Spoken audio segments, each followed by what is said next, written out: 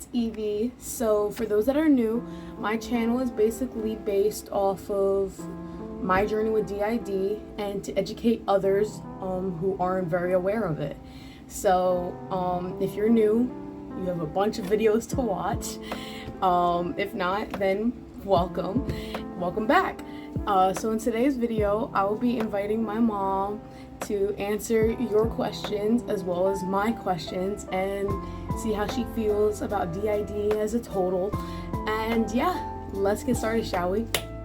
Okay, I'm back. This is my mom, everyone. And I'm gonna be asking your questions first before I ask her my questions. So let's get started, shall we? So I'll be putting in the questions here. So I'll just be speaking, but whoever wrote these questions, you'll see your thing pop up in the later editing. All right, so first question, how did you react to the diagnosis? Wow.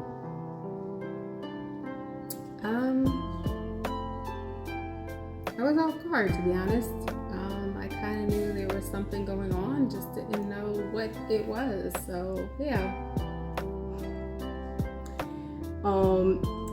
This person also asked basically along the lines of she's been talking to her therapist because she's also on the dissociation spectrum, and she wants to tell her mom, but she's afraid of her reaction of not accepting it. How would you give her advice? Really, honestly, I feel like you have to have that communication with your mom no matter what. I know with my family members, unfortunately, DID is something that they can't really relate to unless they're in it 24/7. Yeah. And so what I would say is you really do need to, just kind of start building that relationship with your mother, because I know with Eve, I've been her advocate since she's been diagnosed. I've been on call 24 hours a day, and yes, it's not easy for that mother-daughter bond. Lord knows she can tell you. Yeah. But the struggle is real, and the only way to get through it is if you get through it together. So okay. So here we go. Are all of us open about our identities with her? Have you met all of us? We're currently we've had with dissociative identity disorder, a lot of the times you have systems and a lot of different alters become dormant over the time, but right now we are at 10. We used to be at a lot more when we first dissociated and started with the disorder itself. Am I right? yes. So we are right now back at 10. I'm assuming that, over time when an alter, merges into another alter or, basically just goes dormant, it doesn't mean that they are no longer there. It just means that there's a piece of your brain that kind of just broke off into that segment and locked them away elsewhere. So they could always come back later on, but do you think that you've met all of us? That's a good question. So I am fully aware of the regulars. So that would be me, Emily, Elijah, Lily, but then you also have Hunter, you have Kira. I know Kira. You have Raven, Zero, and Elle right now. So I haven't seen Zero in a long time. I haven't met Raven. I haven't met Elle. Rosalie, I apologize. I recently just met a couple maybe weeks ago. I will say they don't just come out and automatically introduce themselves. I can tell when Evie is not herself though. And basically if I, come out and ask outright, who are we today? Or what's up? How you doing? And ask the question, she'll straight up say, yeah, I'm Rosalie. We went food shopping the other day, which never happens. And I knew it wasn't Evie, so it was like, hey, how you doing? You want to go grocery shopping? Yeah, okay, we get to grocery shopping, and it's like, so what's going on? I know you're not Evie, so, like, how's it going? Who are we today? And it's like, Rosalie, I figured something was off today, and the conversation begins from there. So I do get caught off guard a lot, but we as mothers have to just kind of like be put in the moment, 24 hours a day, All right, next question. Who do you get along with the most out of all of us? Out of everyone that you've met so far, who do you get along with the most, and who do you say is your favorite? Because I know you have a favorite. Well, damn. Just put mom on the spot here. Honestly, when I talk about Evie, Evie's my favorite. We fight a lot, but she's my favorite. I've always said to everybody and anybody that I talk to Evie about that she was always special. There's no way of categorizing DID. There's no way. Every one of those alters that is inside of her head, like, they all have something special about them. So it's up to you as mom to kind of figure out what those specialties are. They all have something different. They all specialize in something different. And believe you me, they all are pranksters. I'm just putting that out there. All right. So I think I gotta see if there's any more, but all right, I guess that's it for now, where everyone asked all the questions. One last question from the recent person. They said how did you react to when you found out about the diagnosis? Like, how did you, like, were you always able to handle it the way that you're handling it now? Excuse my language, but fuck no. Moms who are out there, get as much support as possible. Believe you me, my head just goes wop. Okay, like Cardi B, wop, wop, wop, like wop. So I am not like this all the time, 24/7. Evie will tell you my head just goes off the hinges sometimes. Our relationship is on 1 minute, off the next, but we do have good and bad times. That's any typical mom-daughter bond, sister to sister bond. Any kind of family bond. Any kind of bond whatsoever. By the way, today is Happy Father's Day to everyone out there. Any single moms like me, Happy Father's Day, everyone. Just putting it out there. Like, I raised her by myself. Thank Jesus, I'm not hi Coda. Thank Jesus, I'm not really a religious person, but, my dad's been in the background. My mom's been in the background. But primarily, it's all about moms. So to everyone out there, happy Father's Day, Mother's Day. We get both holidays, I feel like. But yeah, it's all about us two. We make the best of it, and Lord knows we just came off of like a month hiatus. It is what it is, I'm here. She knows it. We got questions. Let her know. Holler. So now I'll start with my questions. Shoot me now, guys. Let me get this cat. I guess he craves constant attention, so he's in the gig all the time. So, okay. So, for starters, everyone here knows that a glass of wine now, shall I? For starters, everyone here knows that I'm not the original host. I'm the co-host. And I'm pretty sure one of the questions that, I'm surprised no one asked was, how did you find out, Or how did you feel when you found out that I wasn't Evie's, like...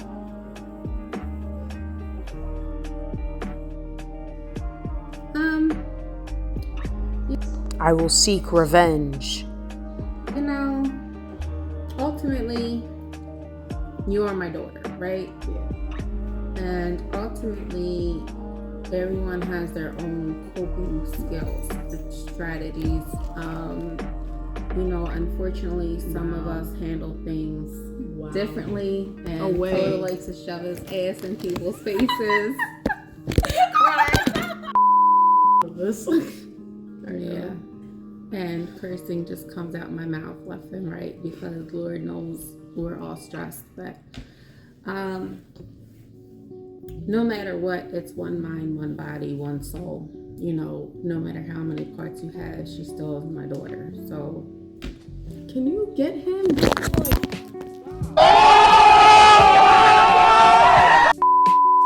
All right. I'm gonna have to edit a lot of this video.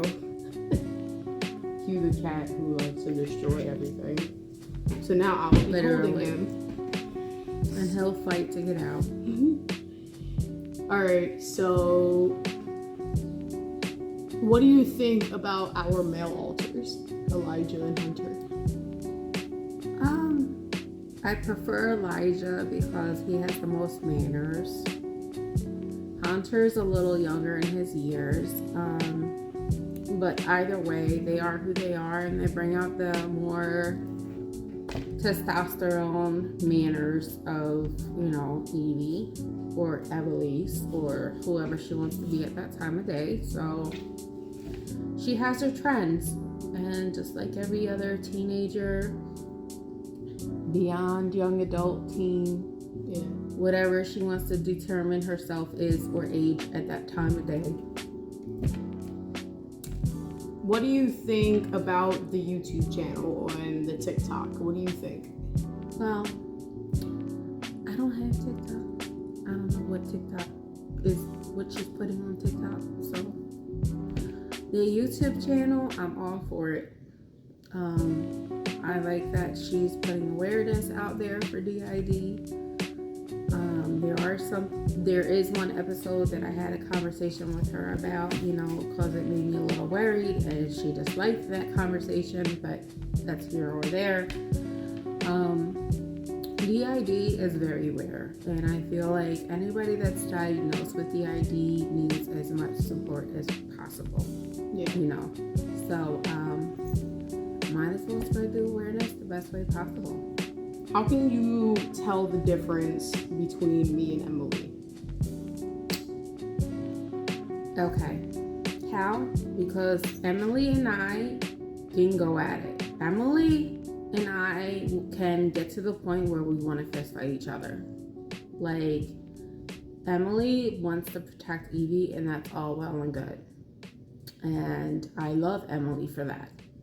But sometimes there has to be the right moment for that. So Emily and I, you know, she's Evie's stronger side in that sense, and that's what needs to happen at times. And other times, there are times where I can just put her through the wall. Yeah. So, do you think that DID has helped me or made my life like harder? Like, do you think it is more of a disability for me or an ability to do whatever? So, DID really takes more effort in growing independence, because depending upon who you are and the age that you are at that time of day really depends on how your independence grows. So the only concern I really have is if you're out in the world and you're somebody that doesn't know how to read or write or get home, which I've had many events of, you know, trying to get a certain altar to read the street sign or tell me where the altar is, or you know, it really can be, especially if you're hours away, it can really put a toll on mom, because one minute you're trying to let your child grow and be the person she wants to be. The next minute you're in the supermarket and this alter decides to front, and she's ran off and she's in the kids section looking for coloring books and crayons. She's talking about Kira. So when that happens, my brain is just like, and unfortunately, parents, your children don't understand the responsibility in that sense, because they don't look at it like from mom's point of view, because they're not a mom. They want to be fully independent, and that's all well and good, but there are some limitations and boundaries at that point in time, whether it's that minute to that couple hours that that person is here for, where you're literally on the phone and you're saying, don't leave that apartment, don't leave mommy's can, walk with mommy, don't leave until you tell mommy where you're going. Like, you're going back to the rules from when you were children. So there are some stressors, you know, and I feel like at the time when your child is older, like she's in her 20s, she's going to be 21 in July, you know, and I'm all for the going back to school thing, I'm all for getting the job thing, get out of my house thing, like girl, bitch, go kind of thing. At the same token, reality sets in, and sometimes, you know, your kids need to check themselves at the same time and be like, there's a lot to consider, you know, and hopefully they've put some ground rules in with all of their personalities and, you know, to fall back on in case things do happen, you know, so to help with some of this stuff, if that makes sense. Yeah. So, all right, last question, because we don't want this video to be super duper long, but we'll always have a part 2. Super duper long. Not good for mom.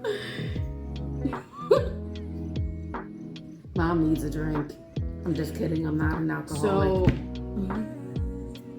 all right, last question, and I think it's like more of a serious question. So we, as people with DID, any alter can be abusive, any alter can be negative, but in our system we have the persecutor and an introject, which is 0 and L, and 0 and L are extremely negative. Okay, so it used to be, it was Emily, and 0, and I've met 0, and 0 and I have gotten into it one time. Just once. Okay.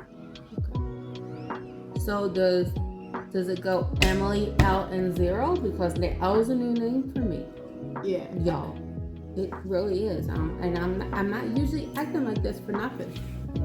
So now L, it's Emily, L, and then 0? So Emily is the protector, and as the protector, Emily was always a warning until, like, you know, Emily was always a warning to back off before you were introduced to 0. So Emily used to be very, very over the top aggressive when she was protecting, but I think over the years she kind of learned how to calm down. And I want to say L is someone that is fairly new. She happened in, I want to say, 2019. So Emily no longer, she still is the protector, but she no longer does to the extreme, whereas 0 is still 0, and L is kind of like, you know, just there just to cause and be mischievous. She's also very defensive, very negative, but she's always very like over the top sarcastic. But it's just a very like a more darker version of like myself when I get really defensive, or when I used to get really defensive and really bad. That's what L does. Yeah. Woo. He's So trying to that escape. will sink in today. And next time we decide to brawl, I know what names to call out. He escaped. I tried to stop him. Welcome to Mom's World. Just saying. So, what do you think about negative alters to begin with? Do you think, like, because a lot of people don't understand with DID, it's not always sunshine and rainbows. You can have someone who's had it for years and know how to cope and function properly, but you can always have toxic and abusive or negative alters. And I think, like, with my mom, because we were diagnosed when we were 15, I think. Yeah, 15. But as what she said, we've always shown signs at a very earlier stage in our life. And I'm thinking, like, you know, my mom probably has seen a lot of different, like, forms of extremes when it came to temper tantrums or, like, you know, outbursts or anger. Like, so what do you think about that?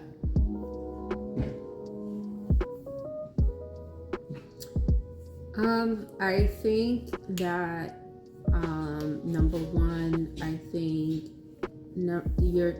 think that you should always have some sort of an outlet. I think therapy is really, really important because that allows the expressiveness of every alter or individuality of that alter to come out. Which keeps some of those negative alters at bay. Yeah. I also think the relationships that you have with your peers or your friendships, those friendships really do need to be, there has to be communication and respect in those friendships. Yeah. Because friendships are really hard to develop when you have someone that has DID. 100%. And long story short is that if that person doesn't understand DID, it causes a lot of conflict. Yeah. So, and that sets off or triggers some sort of an emotion. So you always have to have support. You always have to have therapy. And moms always have to be around to kind of control those situations, whether or not they don't want to talk about it. So, and then we wound up either being the person that smooths everything over or being the bad guy, whether we're involved in it or not involved in it. Yeah. So, like I said in the beginning, each alter has some sort of specialty. Yeah. Several of them have, like, you know, makeup, art, different styles. They have different types of releases, different music that they like, different forms of whatever it is, you know. So it kind of helps with Evie, you know, or whoever it is that she wants to be during that time of day to kind of release some of that stress, to keep things flowing naturally. And then if not, you got chaos. And that's something that we deal with. So yeah, 100%. It's not with DID. It's not something that, you know, a person can just get like that. It's something, especially when it happens to some of us or some people like me, have it early on, and we grew up learning about it, whereas others kind of just, you know, experience something really traumatic and they just dissociate. And it seems like either way it's hard, you know, because people who do grow up with it, we still have new alters coming in, or our brain is still trying to organize and section out who goes where, who does what. It's always changing. And I think, you know, with people who have DID and the family that's involved, a lot of the times you have family members that are all in trying to be supportive, and then others are like, well, I have to see it to believe it. It's a very complicated situation. It's never a light, sunshine, rainbows, but it's not always that so bad either. I feel like having DID, it opened my mind up to a lot of different possibilities when it came to schooling, friendships, overall, whatever. And you gotta learn your triggers too, I feel like. Yeah. You know, and a lot of being out in the public, I know when she got a job for the first time, there was a lot of triggers, dealing with different people, dealing with other people's emotions, dealing with other people's vibes or energy, if you want to, at will, you know. So you really have to take the time to, if you want it to work, if you want to succeed, if you want to progress. Everyone in the dynamic has to learn the triggers, good and bad triggers, because not all triggers are negative. Kira, our little, will tend to come out when she sees cartoons, or if she's just outside, or like what my mom said earlier, if we are in the supermarket and she passes by the kids aisle, like there are, you know, all different types. Or a big stuffed teddy bear, Kira, like everyone has their own triggers. Or if she sees a mound of socks, like she goes stealing all my socks. I'm like, wait, what? But she only steals the left ones. On a good note, and how to end this video, this chat for now, you know, to be positive. There are some weird things, but you know. Yeah, so thank you everyone who is watching. Again, this is my mom. Comment down below if you want to see her again, or if you have any other questions. She's always here with me. So yeah, remember to like, comment, share, subscribe, and let's grow together. Happy Father's Day. Happy Father's Day. And shoot.